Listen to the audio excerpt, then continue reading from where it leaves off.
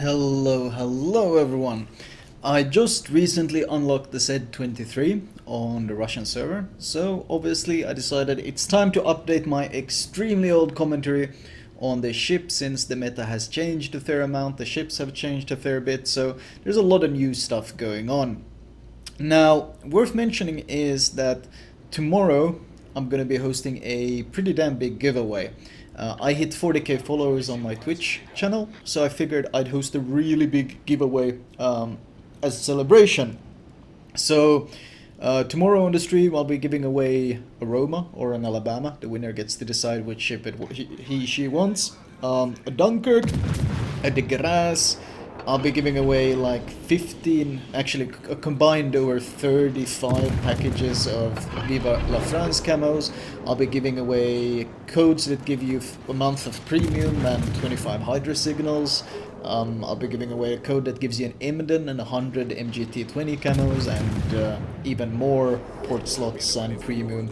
Basically, I'm giving away a ton of stuff tomorrow on my stream. It's the big 40k follower giveaway tomorrow. So if you guys are interested in that, if you want your share of the loot or you just want to tune in for the stream, you're more than welcome to tune in tomorrow. Stream normal time, huge giveaway kind of event.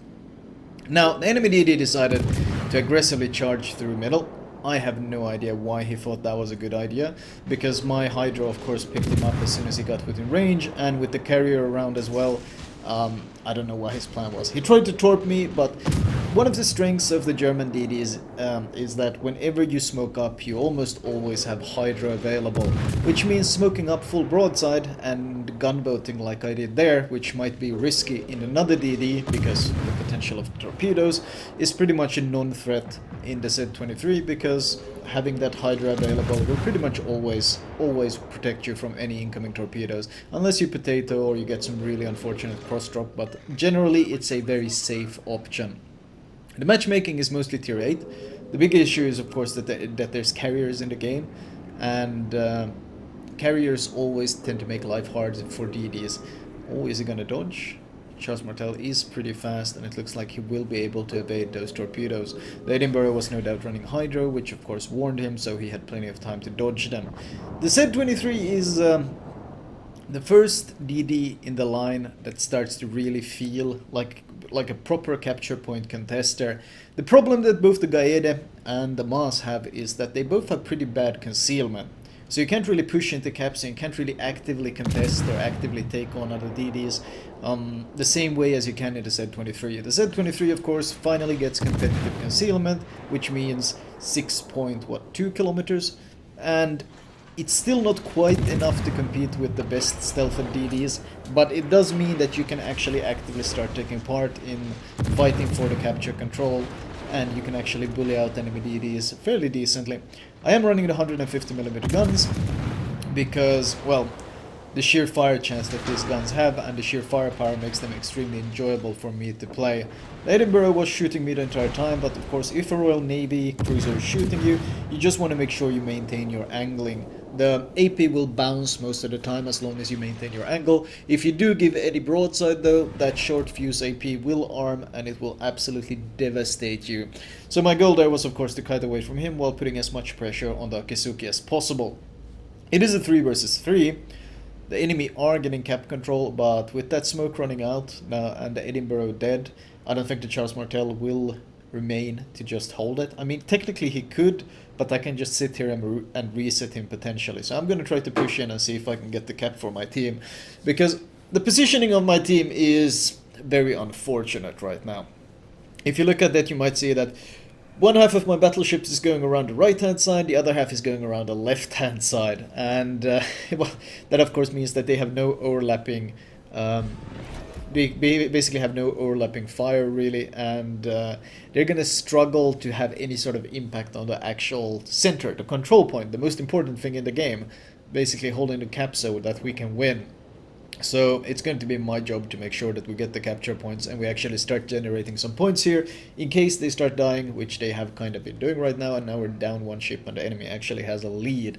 So, but I am getting the capture point because The Akatsuki is so low that he can't really contest me, and I don't really know where the Akatsuki is. He was last seen on the other side of the map. More than likely he's hunting the Tirpitz and the King George that are running off on their own. I mean, instead of playing in the middle, where I could be actively scouting for them and hydroing torpedoes and defending them against DDs, they sail around the edge of the map where they will most likely be torpedoed. This is somewhat common. New players think that it's safer going around the flank. There's less risk of being torped or hit or whatever if they sail around the flank.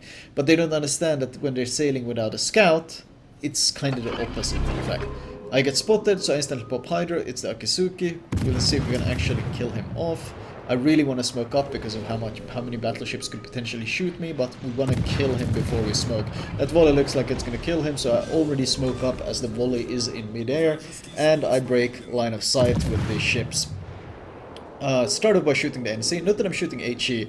If they give a lot of the broadside, you can get some good AP volleys. Sorry, my nose is really stuffy still. I still have a lingering of being sick, but my throat is in much better shape. My goal here is to see if I can get some fires burning on these battleships. I do get a fire on the NC, and let's see if you can get a fire on the Normandy. I get a fire on the Normandy as well. The NC is not repairing, but the Normandy repairs the fire. So that obviously means that the Normandy is now my priority target. He's my prime target number 1 because he repaired the fire, which means his fire damage control is not available. And the Z-23 with this 150mm guns has a very good fire chance.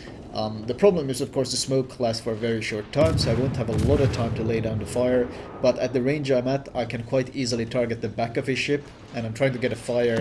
I don't want to hit the same spot where my fire is, I want to hit the bit to the left, exactly there, and I start a second fire on him. You never want to shoot the same spot that you already have a fire on, because you can only start fires on the sections that you hit. So you need to make sure you're hitting the correct sections when you want to start multiple fires. So the Normandy is now burning. 2 fires he cannot repair. He's going to be taking away a lot of health. The NC is pushing in and my smoke is fading though, so this is a good time to disengage. I don't want to get spotted here, and I do flee his range. I just barely remain undetected. The Normandy, well, I kind of want to shoot them, but then on the other hand, it's a bit risky as well, because NCAP has this disgusting tendency to get full penetrations on DDs, even if you try to mitigate it. The Normandy looks like he's going to eat 1 or 2 torpedoes, which is excellent. He does eat 2 torpedoes, and I do secure the kill on him. But at the same time, one of my teammates dies, so we actually don't maintain any ship advantage at all. The NC is giving broadside, so I do switch to AP. To see if I could maybe get some decent volleys on him. Note that I'm giving him full broadside. You don't want to angle against battleships. If you angle, they'll get those full penetrations, so you intentionally give broadside. Yes, you're easier to hit, but on the other hand, you're less likely to hit pens. But this is in North Carolina, so one single shell hits me, and it deals 6,000 damage, because somehow he gets a full pen even though I'm giving full broadside. So 6,000 health is of course almost a third of my health, so that kind of sucked, because now I'm down to half health, and Akatsuki pops up. He's finally decided to start contesting in the middle. He was hunting our 2 battleships who were sailing on the right hand flank, as expected. They thought they were safe because they sailed away from the middle, but of course enemy DDs will target them when they have no escort and they're all alone, and they're easy pickings for everyone to kill. In this case though, I do force the Akatsuki to smoke up, which is very important, because now I should be able to get undetected as long as I keep the islands between me and the enemy battleships. I know there's a Tirpitz there, I make sure this island is between me and him. I know where the NC is, I'm keeping the island between me and him as well. I do hit additional damage though, and I'm down to 8.6k health. The problem is still, my teammates' positioning is atrocious. I mean, look at them, they're still sitting on the far left flank. The main objective of this map is controlling the middle. That's how you win the game, you hold the center. And I've been kind of forced to do it completely on my own, because my team has been so horribly out of position the entire game. Some early torps spotted, but I do launch preemptive torps on the Tirpitz. The German torps, they don't hit particularly hard, but they are quite fast, they are quite stealthy, and the reload is pretty good. So they make for a really good torpedo that fits the general hybrid style, which means you hit a torpedo, you get a flooding, you smoke up, or you shoot a bit and you get a fire instead, and you keep doing it back and forth like that. I would love to stay here and kill this guy. I was hoping that volley would kill him, but I can't afford to not smoke, because at 4k health, all it takes is a couple of unlucky hits and I'm instantly dead. So I smoke up, and the Turpitz, because he just shot very recently, he is of course spotted because of that bloom. It disappeared now, but I already got a fire on him. So I pop my own hydro and I reverse. The hydro range is, I think, 4.4 kilometers on the Z-23. It's not exactly impressive, but it's just enough to give you that early warning when someone tries to push into your smoke, or when someone tries to torp you like here. Turpitz does pop up at 4.4 thanks to my hydro. I launch one volley of torpedoes, and I want to see, is he making any maneuvers? No, he's sailing straight, so I launch my second one. Usually I like to save the second torpedo in case the enemy dodges, but I know my first volley is already going to hit, and it's going to hit on the nose. So I know he's going to get a permanent flooding, there it is, and I know he's guaranteed dead. So those follow-up torps are honestly just to make him die faster, but I already knew that my torpedoes would get the kill, so that is good. There is a really weird fighter plane here though, and for some reason this fighter plane is basically turning on a dime. Look at it, it's turning in an extremely tight circle and not fading either. The only thing I can assume is that the plane was about to land, and then the ship that it was about to land on died, and somehow it glitched out and it's making these really quick small circles, and that's a really big problem for me because it keeps spotting me for the Gneisenau all the time. So I'm gonna have to break line of sight, get behind the island, so that when the plane, if the plane comes back, which it's doing once again, or if the Akatsuki spots me, the Gneisenau can't simply kill me off. But that kill helped us maintain that middle control, and it looks like my battleships are finally actually rejoining the fight. The Bismarck is of course full HP in typical battleship player style, and they are finally starting to be relevant when it's down to 8 ships on both sides. Yeah, I don't like passive battleship players. Let's just say it like that. I launched some preemptive torps on where this Gneisenau is going, but I do think that trolley weird plane that's doing those small tight circles, I think he's really going to spot those and mess with it. So that's a bit unfortunate. So for that reason, I think I'm just going to slow down here. And yeah, I think the Gneisenau just slowed down. I don't know if he slowed down because he wants to shoot the guys, but I think no, the plane is still there. I'm pretty sure the plane just spotted them. And as long as that plane is around, it's going to be so hard for me to land any sort of torpedoes on him. This is a fairly good position though. If he tries to push towards my teammates, I can launch interceptive torps towards him. So this is actually a fairly good angle for that reason. And in case the DD tries to push me, well, I'll be able to fight him 1 versus 1, and he's so low HP that I should be able to at least trade evenly with him. It's unlikely he would kill me and get away with it. Gneisenau turning wide once again.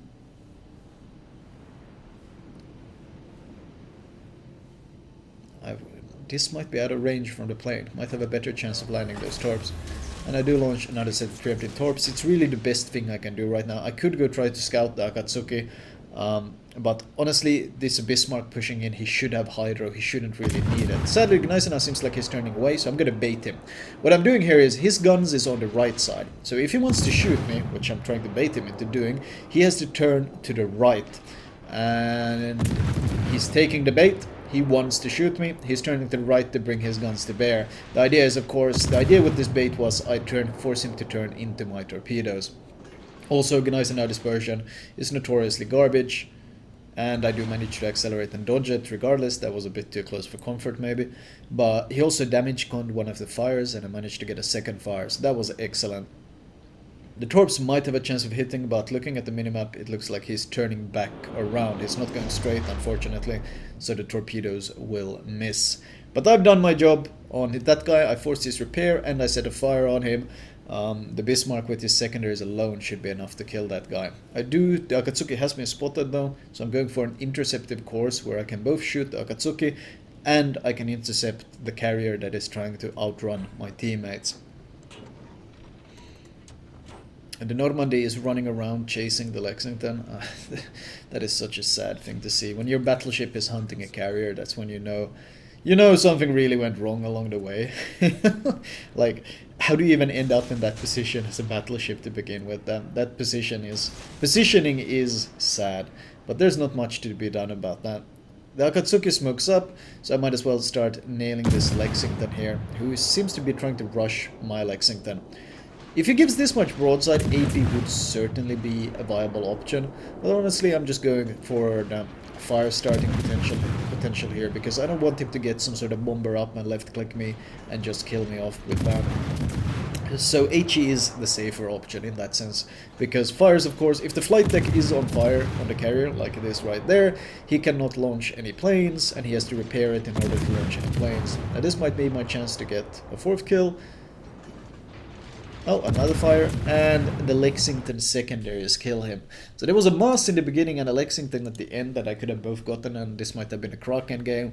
But sadly, no Kraken for me. I do, however, get Confederate and High Caliber and a good 16k XP. 183,000 damage, which isn't bad. And of course, the most important thing, the 2 captures, the 2 middle circles that I capped, which are the most important thing in the game, that both teams, both the enemy team and my team, did their absolute best to ignore for most of the game. I don't know if that says what that says about the tutorial system or general how wargaming teaches people to play this, but the fact that both teams ignored the objective and played basically around it the entire game just makes me very, very sad. Team score wise, 3000 XP. Breaking 3k is always very good. And not surprisingly, all those battleships that sailed around the flank, they averaged about 1.2k XP. Not exactly surprising, because you're not supposed to play the map like that. That's horrible gameplay. Detail report wise, a pretty even balance, which isn't surprising. A lot of fire damage, 46,000 fire damage. And that's not surprising because, once again, you saw the way I capitalized on who I started fires on. If they used damage con, I started a fire. If they ate a torpedo, I started a fire.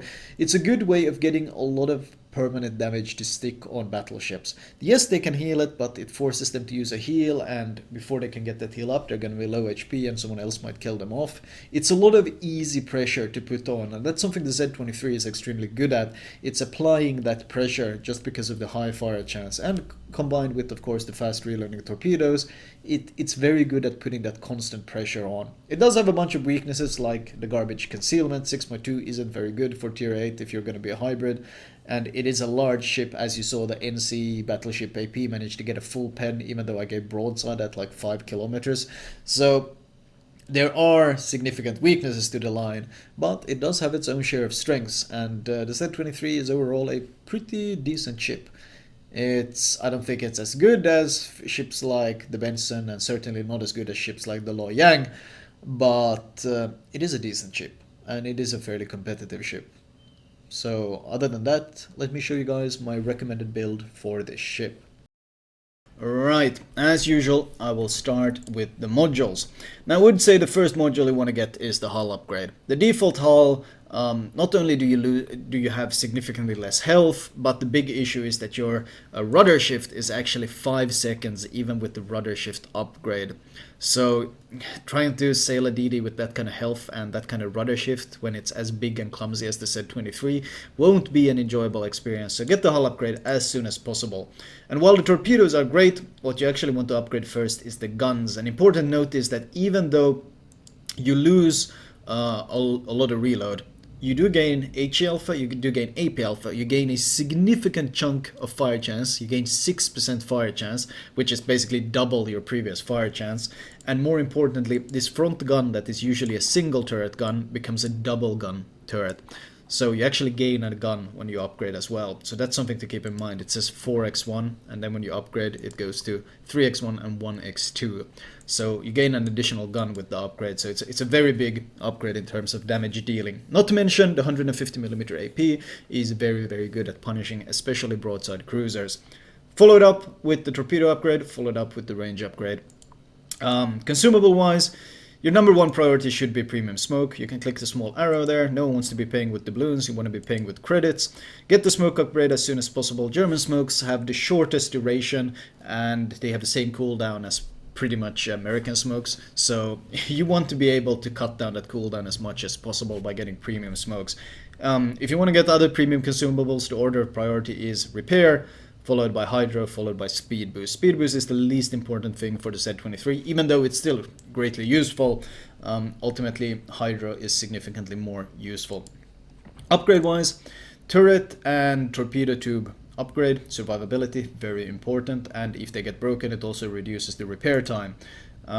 Propulsion mod, even if you run last stand, which I of course recommend, not having a broken engine messes with your acceleration, your top speed, and your how fast you slow down. So those are all extremely important matters, so you don't really want to be losing your engine even if you're running last stand.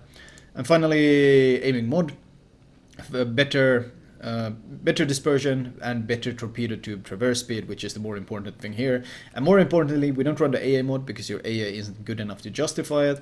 And main battery mod 2. Now I should probably mention the fact that a lot of people get confused here when it says plus 5% to main battery loading time and plus 15% main battery traverse speed. Yes, it gives you faster turret traverse, but it actually gives you a longer reload, meaning it's a bad thing. When it says plus 5% to main battery loading time, it doesn't mean, whoa, you get a faster reload. No, it's the opposite. It actually takes longer for your guns to reload. This is something people tend to confuse a lot, especially when there's a higher tier that works the opposite way, which gives you minus 12% of main battery loading time, which means you load faster, but it also gives you minus 13% to main battery traverse speed, which means your turrets traverse slower.